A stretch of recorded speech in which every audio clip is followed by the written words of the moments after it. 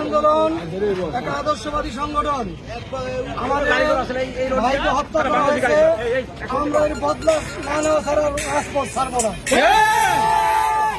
ওজন বোধে থানা ঘেরাও হবে, ডিসিএসপি অফিস ঘেরাও হবে, নারায়ণগঞ্জে আমরা হরতাল দিতে বাধ্য হব। আমার ভাইয়ের রক্তের বদলা না নেওয়া পর্যন্ত আমরা ঘর থেকে ফেরত যাব না। আজকে প্রশাসনের ভূমিকা আমাদের কাছে প্রশ্নবিদ্ধ।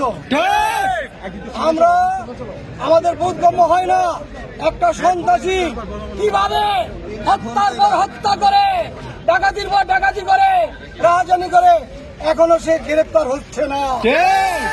আমরা পুলিশের ভূমিকা নিয়ে প্রশ্নবিদ্ধ। আমরা গতানুগতিকভাবে আন্দোলন করব। আমরা জ্বালাও পোড়াতে বিশ্বাসী না, ধ্বংসতে বিশ্বাসী না। আমরা নিয়মতান্ত্রিকভাবে আন্দোলন করব যতদিন পর্যন্ত বুলবুলের হত্যার বিচার না হবে। ইসলামী আন্দোলন, যুব আন্দোলন রাজপথ ছাড়বে না।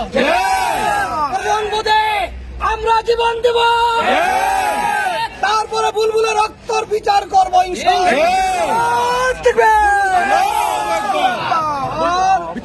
বুলবুলের হত্যাকারীরা যতদিন পর্যন্ত গ্রেপ্তার না হবে ততদিন পর্যন্ত আমরা রাজপথ ছাড়বো না। আমরা শান্তি শৃঙ্খলা ভাবে আন্দোলন চালিয়ে যাবো।